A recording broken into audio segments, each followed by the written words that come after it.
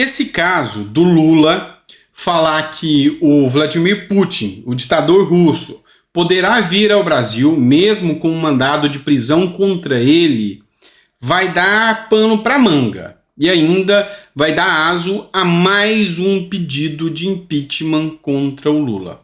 Dá uma olhada no trecho dessa fala da UOL só para você ver que a coisa complicou um pouco para ele. Lula ficou com medo do impeachment? Por que será que ele voltou atrás daquela declaração de sábado sobre a prisão de Vladimir Putin? Pois é, você percebe aqui que até o UOL, que tem a característica de ser um tanto quanto leniente com as falas do presidente Lula, percebeu que isso aqui pode dar um pouco mais de complicação para ele. Isso depois do Tribunal de Haia ter dado a resposta ao Lula. Lula voltou atrás, falou que depende do judiciário, mas o Tribunal de Haia mandou a resposta. Falou, Lula tem obrigação de cooperar com a prisão de Putin, senão o próprio Lula responderá por crimes. E olha só, vamos dar continuidade aqui, só para você ver o que a UOL falou ainda sobre o caso. No final de semana, Lula disse que se Putin viesse ao Brasil, ele não seria preso. Hoje, ele trouxe outro discurso e disse que essa será uma decisão da justiça. Na verdade, o Brasil tem um assinado em relação às prisões que são estabelecidas e determinadas pelo Tribunal Penal Internacional. Eu acho que falaram para ele algo mais. O quê? Falaram para ele, Lula, se você continuar com essa besteira, você vai cometer crime de responsabilidade e vai ficar sujeito a um impeachment. E por que crime de responsabilidade? Porque o Brasil, por força constitucional, com a aprovação do Senado e do Congresso Nacional, melhor, mais amplo, o que aconteceu?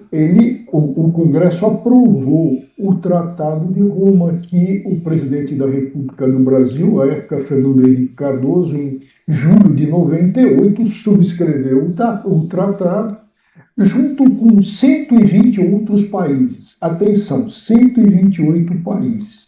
Eu digo mais ainda.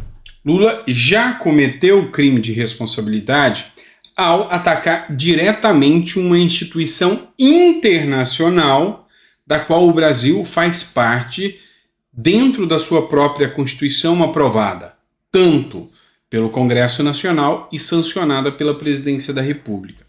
Digo mais, o processo de impeachment já cabe e se a oposição quiser apresentar mais um impeachment contra o Lula, pode. O fim desse impeachment a gente sabe qual vai ser. Vai ser segurado ali pelo próprio Arthur Lira. Mas a grande questão, que a gente poderia até levantar aqui juridicamente falando, não caberia aqui até uma possibilidade de inelegibilidade do Lula, assim como aconteceu com o Jair Bolsonaro, que segundo o TSE foi inelegível, se tornou inelegível por atacar instituições. No caso aqui, não foi o mesmo que o Lula fez, desrespeitou, falou que não vai obedecer uma instituição e falou que nem sabia que essa instituição existia, o que é uma nítida fake news, uma vez que o próprio Lula já tinha mencionado recorrer nessa instituição, já tinha falado que o Bolsonaro devia responder nessa instituição, enfim, é algo um tanto quanto complexo aí e você percebe que nem a própria UOL passou pano para o Lula nesse caso. Mas enfim, o cerne desse vídeo não vai ser falar sobre o Putin, sobre o Lula não, e o impeachment não. A gente vai falar de algo imoral. Sim, imoral. E aí, a gente vai lembrar uma pesquisa que foi publicada há esses dias. Não lembro se foi pela Genial Quest, não lembro qual instituição. Mas ela disse o seguinte, 53% dos brasileiros concordam e apoiam com as viagens de Lula. Eu falei que eu não faço parte desses 53% e que eu fui até chamado de idiota, imbecil, pela Xuxa por causa disso, né? Não diretamente eu, mas qualquer um que acha que é um absurdo e uma aberração que estão fazendo. Mas dá uma olhada nesse dado aqui. Lula quer criar um motel voador de 400 milhões de reais. Matéria do Antagonista. Lula quer comprar um avião de 400 milhões de reais. Para quê? Para ter uma suíte de casal. O Ministério da Defesa entregou ao Palácio do Planalto um estudo da Força Aérea Brasileira para aquisição de um novo avião presidencial, que custaria entre 70 milhões e 80 milhões de dólares, algo em torno de 400 milhões de reais. Isso sim é imoral. Isso sim, dada a situação atual, dada a conjuntura que o Brasil passa, tinha que ser considerado um crime moral contra a população brasileira. Isso é um absurdo. E você pode dizer que milhares de pesquisas sejam feitas. O brasileiro não é idiota de falar que concorda com esse tipo de coisa. Mas não para por aí, não. Vamos fazer aqui um retrato do governo Lula que o Diário de Poder publicou com base na própria lei de transparência e que o Marcos Feliciano, que é deputado federal, republicou. Em 8 meses da gestão Lula, ele já gastou 775 milhões em viagem. Todo o governo já gastou só de viagem quase 1 bilhão de reais. E agora, mais esse presentinho para vocês, ou seja, presentinho de vocês para o Lula. Esse motel voador ou aerolula, não sei o nome que vai ser chamado, para ter uma suíte presidencial dentro do avião. Vamos lá, um pequeno investimento de 400 milhões de reais que você e eu vamos pagar. E aí a gente tem que lembrar que a gente teve um rombo de quase 50 bilhões de reais já na gestão Lula. Ao custo de quase 400 milhões, novo aerolula pode ter até cama de casal. Foi o Jorge Seife Júnior, deputado federal, que publicou essa matéria do Gazeta do Povo, senador da República, tá? Não deputado, senador da República. E aí, ao lado, ele já publica aqui, contas do governo registram rombo de 45,2 bilhões de reais. E aí o Jorge Seife escreve o seguinte: mais um absurdo e desperdício de dinheiro público de um presidente que diz governar para os menos favorecidos, mas bate recorde em gastos e viagens luxuosas. E aí, isso sim já era o suficiente, essa falta moral com o cidadão brasileiro de iniciar um processo de impeachment. Isso pode até não ser um crime dentro da legislação, mas dentro da moral e visando que um dos princípios previstos na Constituição é o princípio da moralidade, está previsto no artigo 37 da Constituição, legalidade, impessoalidade, moralidade, publicidade e eficiência, a moralidade está lá na Constituição.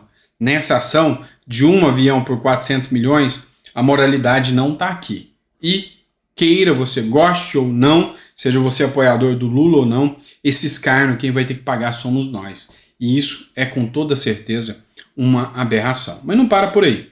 Já noticiei essa matéria e retorno com essa matéria para vocês. Lula corta 708 milhões em verba do combate à criminalidade. Só de viagem é o valor que foi gasto pelo governo federal. E agora, quem vai pagar, inclusive com a própria vida, é o próprio povo brasileiro.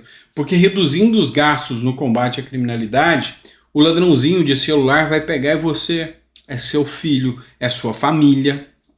Infelizmente, é isso que vai acontecer. Então, a cada momento que a gente começa a perceber esse tipo de situação, nos dá até um aperto no peito, uma indignação de pensar onde é que nós vamos parar. E ainda tem gente que diz que é o governo do amor, o governo que veio para salvar o mais pobre. Não, o mais pobre está esquecido. Se você não sabe, quem mais sofre com a criminalidade é o mais pobre ou classe média. É a pessoa que sai da favela, sai da periferia e vai trabalhar na cidade, tem que pegar um ônibus lotado, tem que sair de madrugada para pegar o ônibus e é ali que chega um bandido sem vergonha e rouba o celular e tira a vida dessa pessoa. É isso que acontece. Pega essa pessoa no dia do recebimento do salário. É isso que acontece. O mais rico, a pessoa mais abastada, mora em condomínio, mora em prédio com porteiro, tem carro blindado, não costuma ir em lugares muito perigosos. Essa é a grande realidade. Tem empregado que faz os seus afazeres. Então, quem responde é o mais pobre.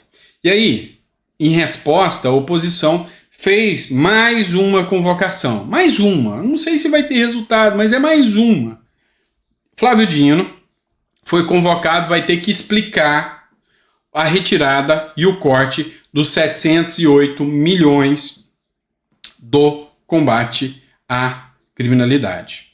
Bilinski apresenta projeto de convocação de Flávio Dino para explicar cortes no orçamento de combate à criminalidade. O diálogo, pelo visto, continua cabuloso. Lula corta 708 milhões da verba para combater a criminalidade no orçamento de 2024. O seu ministro, o comunista Flávio Dino, deve explicações. E aí a oposição vem fazendo um trabalho, uma pressão em cima do ministro da Justiça, Flávio Dino, que vem sendo o maior alvo dos ataques da oposição, porque efetivamente é o ministro que tem maior evidência, porque vem cometendo situações que, sabe, esdrúxulas de fazer com que o brasileiro deixe o queixo cair. Por exemplo, o caso das imagens do Ministério da Justiça, que deixou muitos brasileiros atônitos. Qualquer país sério, a coisa e o diálogo seria completamente diferente em relação a uma ação como essa, de deixar provas se esvanecerem durante um período de investigação. É uma coisa, assim, absurda. Mas, enfim, vamos partir para outra pauta aqui para não nos estendermos. E aí, alguma vez você, se estiver me assistindo e é apoiador do ex-presidente Bolsonaro, já foi chamado de gado por alguém ou já viu algum vídeo te chamando de gado? Pois é, dá uma olhada nessa matéria aqui. Do Vivier, já falei desse caso com vocês. Jean Willis, já falei desse caso com vocês. E mais pessoas. Celebridades da esquerda são atacadas ao criticar Lula e reagem. Gado petista. Pois é, agora o gado é o pessoal do PT. Pois é, foram promovidos, né? Antigamente o pessoal tinha uma briga, né? E os petistas chamavam os bolsonaristas de gado, os bolsonaristas chamavam os petistas de mula, de burro ou coisa nesse sentido. Agora, quem é considerado gado, e não é pela direita, é pela própria esquerda, do Vivier Jean Willis que diga, é o próprio petista. Olha só o que diz a matéria do Estadão. Alvos de ataques, políticos, celebridades e influenciadores de esquerda que fizeram críticas ao governo do presidente Luiz Inácio Lula da Silva são alvos de ataques da militância petista nas redes. As ofensas apontam algumas dessas personalidades. Não tem diferença em comparação ao que faziam. No mesmo espaço, os apoiadores do ex-presidente Jair Bolsonaro. Descobri algo tão ruim quanto o antipetismo da direita e da extrema-direita, na mídia neoliberal e no Twitter, né, o ex-Twitter. O hater gado petista que não aceita qualquer crítica ou revelação de fato ruim em relação a membros do governo ou ao próprio Lula, escreveu o ex-deputado Jean Willis. E a verdade é que eles estão em conflito total dentro do próprio governo, ou seja, está rolando uma briga crucial. E aí quem aproveitou esse momento para, sei lá, tirar uma onda ou brincar um pouco foi o Coronel Meira, oficial, que é deputado federal, e diz o seguinte: o ex-deputado federal Jean Willis, do PT, afirmou ter sido sabotado pelo ministro Paulo Pimenta, da SECOM, depois de ter sido convidado pelo presidente Luiz Inácio Lula da Silva para integrar a Secretaria de Comunicação Social. A declaração foi feita ao podcast Biquarentona, né? Acho que é isso. Paulo Pimenta está envolvido em polêmicas, sendo a última delas um pedido de investigação contra um denunciante que alertou sobre o uso político de doações para os afetados pela tempestade no município de Lajeado. E ainda, ele coloca aqui trecho do vídeo em que o Jean Willis explicita essa briga aqui acontecendo dentro do próprio governo petista. Aí Lula me chamou, eu fui lá, e Lula, então, me colocou junto com o Paulo Pimenta, que é o ministro da SECOM, e falou para ele, de uma maneira muito categórica, falou: olha só, nós não estamos bem com a comunicação digital. O enfrentamento da desinformação é um problema. Então, Jean Willis está dedicado a essa questão, ou seja, viveu essa experiência, eu quero que ele vá para a SECOM. E aí ele ainda usou essa expressão, E ele disse, isso é uma ordem, não é um pedido. Caraca. Desse jeito. Bom, o Paulo Pimenta, ele já estava preocupado com a ideia de que eu, voltando para o Brasil, eu iria para a SECOM. Pelo meu tamanho, Márcio, né, que às vezes eu mesmo duvido do tamanho que eu tenho, ele se sentiu ameaçado. Então ele fez um processo de sabotagem em relação à minha ida para o governo. E ele utilizou o tweet que eu fiz sobre Eduardo Leite para isso. Assim, eu vou dizer isso para você, e eu digo sem medo agora, porque eu queria dizer isso para alguém que eu gostasse. Paulo Pimenta é um mau caráter. Essa é a verdade. Eita. E então, quando isso aconteceu, Márcio, eu pensei, na minha vida é muito assim. Eu disse, não é isso. Eu não tenho que estar no governo. Pois é. Vamos chamar atenção para 2 pontos. O primeiro, a modéstia do Jean Willis, falar que não sabe o tamanho que tem, né? Capaz que tem fita métrica em casa. Mas a grande questão é a forma que é chamando de mau caráter e a discussão. Lembrando que o Jean Willis ficou famoso, a fama dele veio não só pelo Big Brother, que ele participou, mas de um evento onde ele aplica aquela gusparada na cara do Bolsonaro. E isso aí chamou muita atenção e deixou ele com uma fama a mais nessa situação, tá? E aí, como o próprio Coronel Meira falou, um dos casos que chamou atenção, que envolve, inclusive, o ministro Paulo Pimenta, é o caso do Alexandre Garcia, também, que está sendo investigado agora, e outro caso também da menina lá que fez denúncias sobre o aproveitamento político das doações que foram feitas para o pessoal do Rio Grande do Sul. E aí o líder do Partido Novo, Eduardo Ribeiro, escreveu o seguinte: a Procuradoria Nacional da Defesa da Democracia, vulgo o Ministério da Verdade, já começou a cumprir sua função: processar jornalistas críticos ao governo.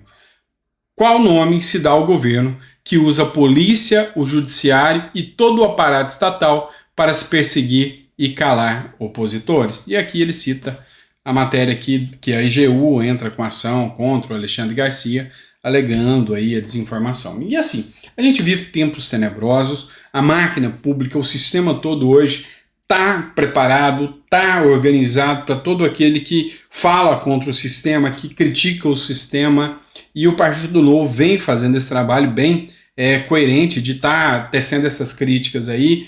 E assim, vai ser difícil, porque a cada momento tem mais pessoas tecendo críticas, as críticas proliferam. Inclusive, não mais só da direita, da esquerda, de pessoas arrependidas do apoio ao atual presidente Lula, como o caso de Jean Willis, como o caso do próprio Gregório do Vivier, como o caso da Tabata Amaral, que já teceu críticas contra ele, como o caso do filósofo lá, o Hunger lá, Mangabeira Hunger, que fez críticas também. O próprio Amoedo, que o tempo todo está tecendo críticas. Então, assim, a gente vê pessoas tanto do espectro econômico, quanto do espectro, das redes sociais, cada vez mais voltando atrás, e Lula vem perdendo força e perdendo apoio a cada momento que passa. Então, o próprio Jean Willis aí tecendo críticas e agora se mostrando aí uma pessoa bem crítica à gestão, ao governo do Lula, por causa do seu ministro Paulo Pimenta. E essas brigas internas do PT foi o que ocasionou o impeachment da Dilma lá atrás. Começou assim, você deve lembrar, Palocci, o Genuíno, tudo aquilo começou numa briga ali e a briga desencadeou todo o escândalo da Lava Jato. Tudo que você sabe, tudo que você acompanhou, que é história, embora tentem mudar a narrativa, tá bom? É isso, pessoal. Espero que vocês tenham gostado do editorial. Até daqui a pouco a gente tem o nosso último editorial do dia. Esperamos trazer coisa boa, notícia importante e algum alento, alguma coisa importante, efetivamente, que traga aí uma tranquilidade para os corações dos brasileiros que tem que ver o tempo todo esse escárnio de mau uso do dinheiro público, mau barateamento do dinheiro público, de desobediência às instituições, de ofensa às instituições, inclusive internacionais. Esse é o Brasil de hoje, infelizmente.